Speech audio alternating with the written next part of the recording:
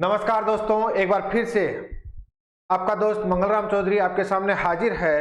आपकी जो read level first है उसके जो पर्यावरण अध्ययन है उसके आंसर शीट आपके पास है, जो पेपर अपलोड हुए हैं उसका आंसर आपके सामने मैं रखूंगा। और लेट क्यों आया या लेट रजिस्ट्रेशन, अधिकांश ने तो आपने देखा होगा जल्दीबाजी में बहुत सी चीजें, या तो हो सकता है सभी ने सही बताई होगी, कोई दिक्कत नहीं है, लेकिन हम लेट इसलिए आए ताकि एक भी आपका जो आंसर है वो गलत ना बताएं। लेट हो सकता है लेकिन गलत बताने की हमारी आदत नहीं है। आप ये विश्वास करते थे और आपका विश्वास हम कभी ये तोड़ेंगे नहीं जल्दबाजी में। तो देखिएगा, हाँ, हम पहले ही कह सकते हैं कि एक आध क्वेश्चन में हो सकता है आंसर शीट में परिवर्तन आ जाए, लेकिन मुझे नहीं लगता कि जो हम बता रहे हैं उनमें अगर कोई समझ में नहीं आया होगा तो हम स्पष्ट कहेंगे कि ये आंसर हो सकता है बदलाव हो जाए। तो शुरुआत करते हैं। एक बार सभी दोस्त इसको शेयर कर दीजिएगा और नए हैं तो लाइक कर दीजिएगा। बात करते हैं बेटा पर्यावरण अध्ययन की। पहला क्वेश्चन है भाई, कुओं, झीलों व नहरों के जलों को खेती तक पहुंचाने का कौन सा पारंपरिक तरीका नहीं है। देखो, मैं अभी बात करूं, यहां पर विश्लेषण वगैरह नहीं करूंगा, जल्दी से आंसर बताऊंगा, क्योंकि आपको भी पता है कि आपको चाहिए इस समय केवल आंसर। तो मैं केवल इतना कहूंगा कि ये रीड लेवल 1 का है और ध्यान में रखना सीरीज कौन सी है, सीरीज है बेटा बी। तो बी वाले डायरेक्ट ही आप किससे कर सकते हो, ओम एमआर सीट से भी मिलान कर सकते हो। तो ये याद रखना है आपको। तो कुओं, झीलों व नहरों के जलों को खेतों तक पहुंचाने का कौन सा पारंपरिक तरीका नहीं है, इस पर ध्यान देना। यानी कि 3 तरीके हैं, एक तरीका नहीं है। आपने देखा पारंपरिक तरीके मोट भी है, रेट भी है और ढेकली भी है, लेकिन आधुनिक तकनीकी कौन सी है, ड्रिप तंत्र, यानी कि बूंद बूंद सिंचाई प्रणाली। ये आधुनिक प्रणाली है जो खेतों तक तो पहुंचाती है लेकिन पारंपरिक नहीं है। नेक्स्ट क्वेश्चन की अगर हम बात करें दोस्तों तो देखिएगा,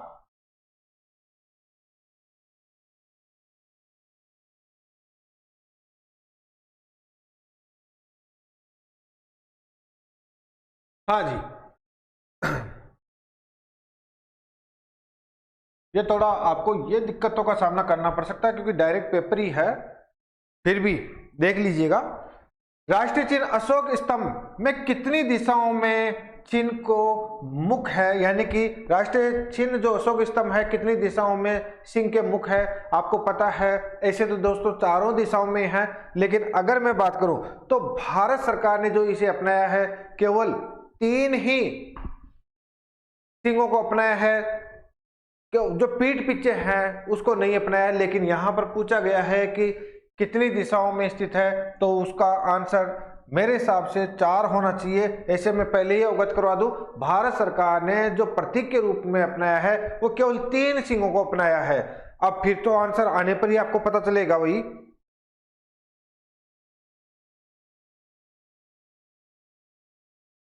हाँ जी, नेक्स्ट क्वेश्चन देखिएगा बेटा। अगर हम बात करें तो देखो, अंतरराष्ट्रीय मानकों के अनुसार अस्पताल में क्षेत्रों में कितनी डेसिबल ध्वनि को सहनशीलता की सीमा माना जाता है। आपको पता है, देखने की जरूरत ही नहीं है, क्योंकि हॉस्पिटल में शांति की जरूरत है तो सबसे कम होगी, वही आंसर होगा। यानी कि 65 डेसिबल क्या माना जाता है, हॉस्पिटल में माना जाता है सहनशीलता की सीमा। अगले क्वेश्चन की ओर बढ़े दोस्तों, तो देखते हैं। देखिएगा भाई, राजस्थान के कौन से दुर्ग को अजयगढ़ के नाम से भी जाना जाता है। तो याद रखना दोस्तों, अजयगढ़ के नाम से अगर हम बात करें, पहली चीज तो अजयगढ़ दुर्ग तो ऐसे तो आपको खुद को पता है कि भरतपुर का लोहगढ़ है, लेकिन इन ऑप्शनों के अनुसार देखा जाए तो मैं तो ये कहूंगा इसे डिलीट कर देना चाहिए। लेकिन फिर भी आपका जो कुंभलगढ़ है वो आंसर हो सकता है। मैं फिर कह रहा हूं, इन सभी दुर्गों को जीता गया है, ऐसे लोहगढ़ दुर्ग को भी जीता गया है, लेकिन याद रखिएगा उसे सबसे बाद में जीता गया है। तो आंसर में क्योंकि ऑप्शन में है नहीं तो सभी को क्या मानना चाहिए, गलत मानना चाहिए। फिर भी आंसर क्या हो सकता है, आपका कुंभलगढ़ हो सकता है। देखिएगा नेक्स्ट क्वेश्चन की अगर बात करें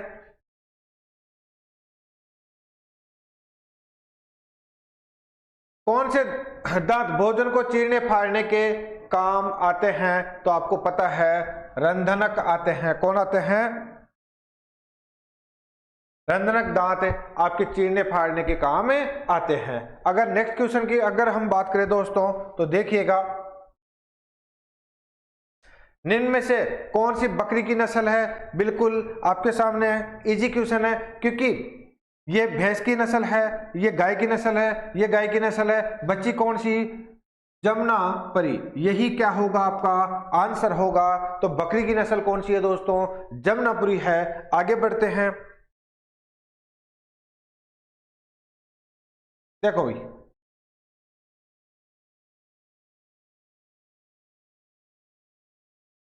दोस्तों बात करें राजस्थान का राज्य पुष्प, यह सामान्यतः रीट का फेवरेट क्वेश्चन बन चुका है, तो इस पर मत चले जाना भाई, ये तो पीछे से लगा हुआ है कहीं। आप राज्य पुष्प कौन सा है? सभी को पता है, रोइडा है। या यूं यह कहूंगा कि इनका संबंध तो हमसे है ही नहीं, तो किससे है? रोइडा से है। आगे बढ़ते हैं दोस्तों, देखिएगा,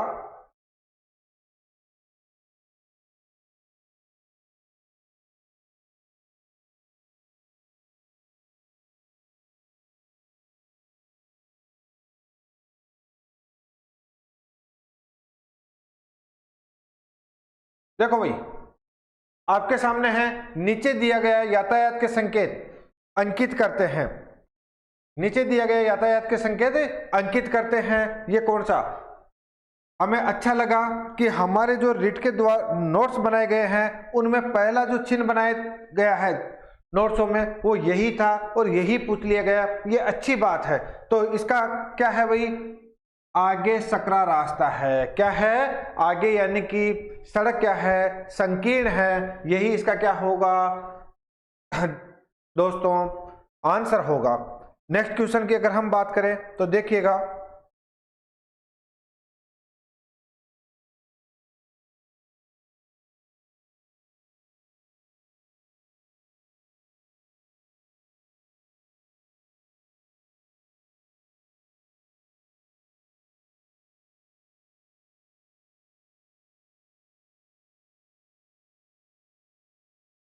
देखो भाई कौन सा उद्देश्य पाठ्य सहगामी क्रियाओं का आयोजन नहीं है? कौन सा उद्देश्य पाठ्य सहगामी क्रियाओं के आयोजन का नहीं है? शारीरिक और मानसिक स्वास्थ्य दोनों को बनाए रखना बिल्कुल हो सकता है। बालकों में विकसित होने वाले सद्गुणों का ज्ञान प्राप्त करना, आवश्यक उपकरणों या साधनों की परिचयात्मकता में जानकारी, शैक्षिक कार्यक्रमों एक शैक्षणिक विधियों को कसौटी पर कसना। तो देखिएगा, इसमें अगर मैं आंसर की बात करूं तो बालकों में विकसित होने वाले सद्गुणों का ज्ञान प्राप्त करना, बालकों में विकसित सहगामी क्रियाओं को के आयोजन का नहीं है, जैसे पाठ्य सहगामी क्रियाओं का नहीं है, सद्गुणों का ज्ञान प्राप्त करना। ये देखिएगा, इसको थोड़ा एक बार देख लीजिएगा, बाकी आप देखिएगा। नेक्स्ट क्वेश्चन,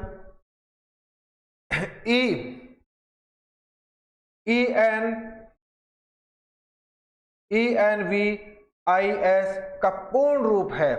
ENVIS का पूर्ण रूप है। अगर इंग्लिश में थोड़ा सा अगर हम अच्छा सा देख सके तो देखिएगा, ENVIS का full form environment information system है। तो ध्यान में रखना, पर्यावरण सूचना प्रणाली। कौन सा होगा दोस्तों? पर्यावरण सूचना प्रणाली। कौन सा होगा? पर्यावरण, उत्तेरी गलत लग गया अभी इसके, पर्यावरण सूचना प्रणाली। इस चीज का ध्यान में रखिएगा। अगर हम बात आगे की करें तो देखिएगा,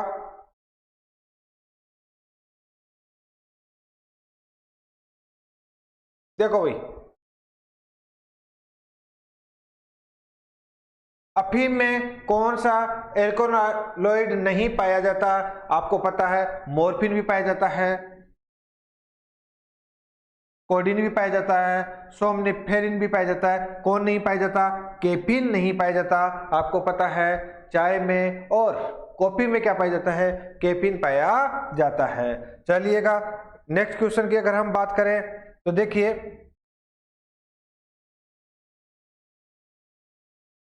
देखो दोस्तों,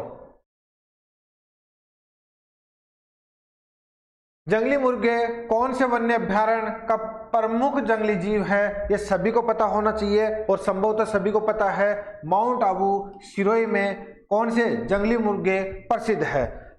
आगे चलते हैं दोस्तों। निम्नलिखित में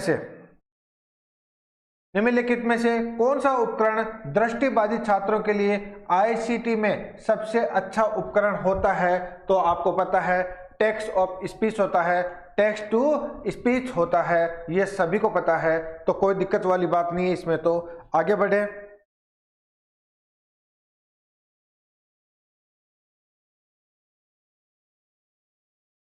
देखिएगा, निम्नलिखित में से उस त्योहार को चुनिए जो कार्तिक मास की अमावस्या को मनाया जाता है। ये देखिएगा कौन सा? दीपावली। कौन सा? दीपावली। अगर नेक्स्ट क्वेश्चन की बात करें, देखो दोस्तों, आज मैं डायरेक्ट आंसर बता रहा हूं, कोई विश्लेषण की जरूरत नहीं है, क्योंकि आपका कतई इंटरेस्ट विश्लेषण में नहीं है, ये मुझे भी पता है। तो डायरेक्ट आंसर देखते हैं अपन। देखिएगा, निम्नलिखित में से कौन सी सामग्री एक पर्वतारोही द्वारा ले जाने का सबसे महत्वपूर्ण है? आपको पता है ऑक्सीजन किट की क्या होती है? आवश्यकता होती है। इन चीजों को ध्यान में रखिएगा। बात करें नेक्स्ट क्वेश्चन की, किस रसायन शास्त्री का दर्शन शून्यवाद के नाम से जाना जाता है? सभी को पता है नागार्जुन का। किसका? नागार्जुन का। एक बार लाइक कर दीजिएगा, थम्स अप कर दीजिएगा, अभी नहीं करते हो खत्म हो जाने के बाद कर दीजिएगा, टेंशन लेने की आपको आवश्यकता नहीं है। देखिए दोस्तों, कि नहीं सर बीच में ही लाइक कैसे कर दें? मत करो भाई, अभी मत करो, जाते समय तो कर देना लाला। हाँ जी, बचेंद्री पाल। देखो भाई, बचेंद्री पाल ने माउंट एवरेस्ट की चोटी पर कदम कब रखा था? सभी को पता है दोस्तों। ये थोड़ा क्वेश्चन को अच्छा बना दिया क्योंकि दो पास में सने देकर, लेकिन आपको याद रखना है 23 मई 1984 को बचेंद्री पाल ने माउंट एवरेस्ट पर कदम रखा। नेक्स्ट क्वेश्चन की अगर हम बात करें, देखो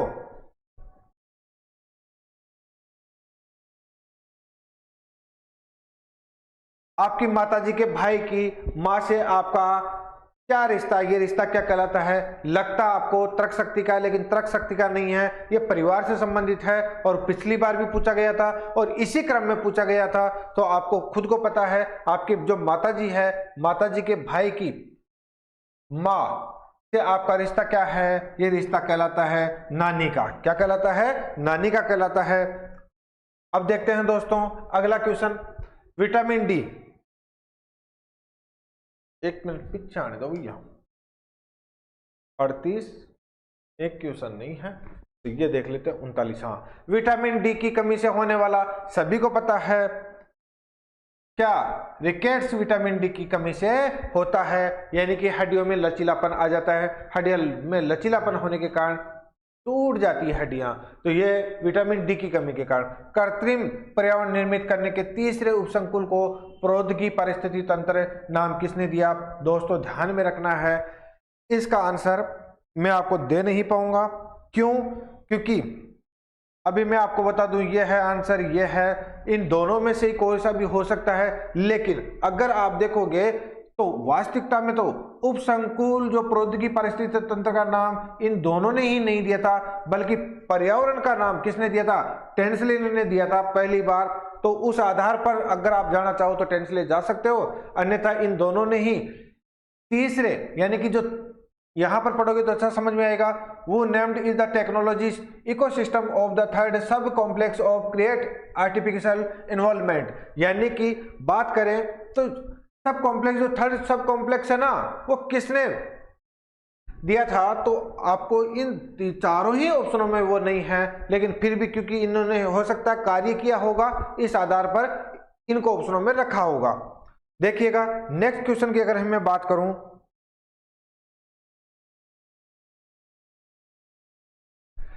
देखो दोस्तों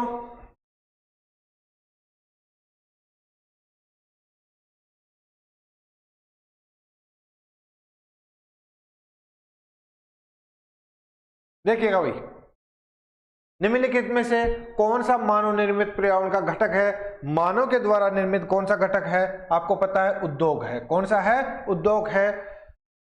पांडुपोल मेला कहां भरता है? सभी को पता है, अलवर में भरता है। अच्छा क्वेश्चन था ये। देखिएगा, हमारे सौर परिवार का, हमारे सौर मंडल का सबसे बड़ा ग्रह कौन सा है? आपको पता है, बार बार इसी रिट में पिछली से छोड़कर पिछले में यही क्वेश्चन वापस पूछा गया, तो वापस रिपीट हुआ है ये, बृहस्पति। सबसे बड़ा ग्रह कौन सा है? बृहस्पति है।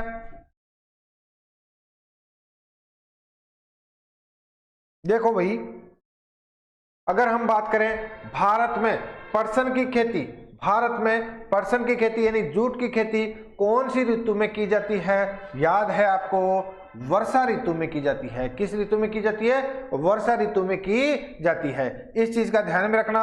और आपको पता है परसन के लिए पश्चिम बंगाल, कौन सा बंगाल? पश्चिम बंगाल महत्वपूर्ण है जूट की खेती के लिए। आगे देखते हैं दोस्तों,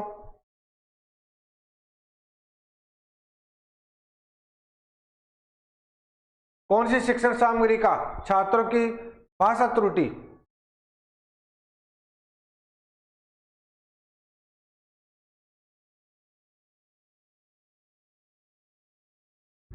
कौन सी शिक्षण सामग्री का उपयोग छात्रों की भाषा संबंधी त्रुटि सुधार में किया जाता है? संग्रहालय में, मानचित्र में, फोनोग्राफ में, रेखा चित्र में। ध्यान में रखना, फोनोग्राफ में। अब बात करें नेक्स्ट क्वेश्चन की, तो देखिएगा,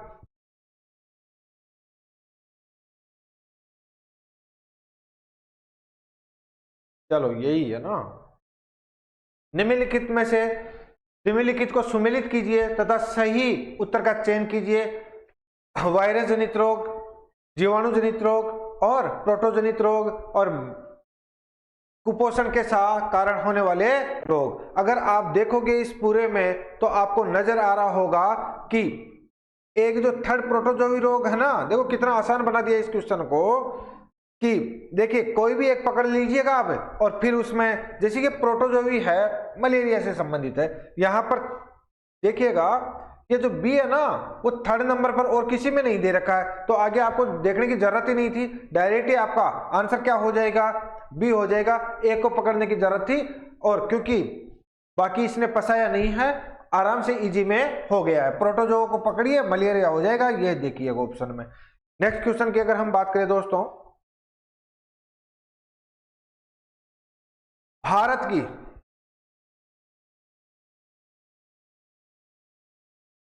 की यह भारत की सबसे गहरी व बड़ी बावड़ियों में से एक है। सभी को पता है कौन सी है? आभानेरी की चांद बावड़ी है। कौन सी है? आभानेरी की चांद बावड़ी है। दोस्तों आगे देखिएगा,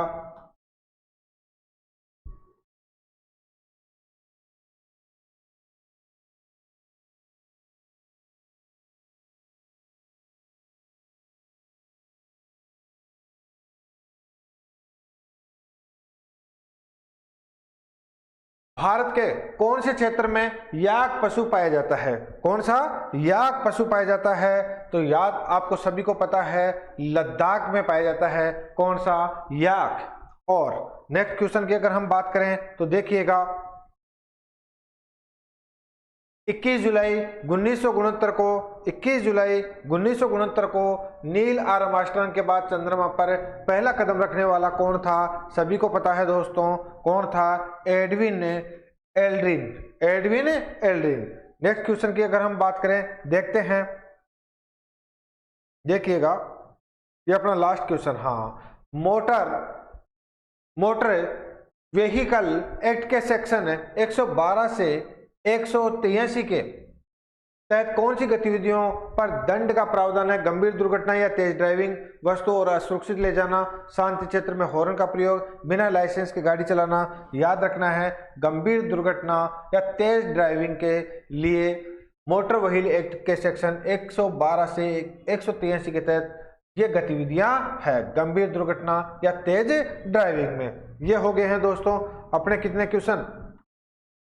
हाँ ये हो गए हैं साहब। तो देखिएगा आपका जो पर्यावरण अध्ययन का पेपर है 30 क्वेश्चनों का, उनमें आपने क्या नोटिस किया कि एक तो शिक्षण अभिरुचि के संभवतः 2 से लेकर 3 ही क्वेश्चन आए हैं। दूसरा, अगर मैं बात करूं तो 1-2 क्वेश्चनों को छोड़ दिया जाए तो फिर पेपर ज्यादा कठिन नहीं था। तो हम कह सकते हैं कि अपनी जो ये आंसर बताए हैं आपको, 1-2 क्वेश्चनों में परिवर्तन हो सकता है, अन्यथा कोई परिवर्तन होने की संभावना नहीं है। तो दोस्तों आराम से देख लीजिएगा, 1-2 क्वेश्चन तो आपको पता है परिवर्तन होते ही रहते हैं। अब मिलते हैं नेक्स्ट क्लास में। जाने से पहले आप हमारा चैनल सब्सक्राइब कर लीजिएगा और लाइक इसे कीजिएगा, शेयर तो करना ही करना है। धन्यवाद।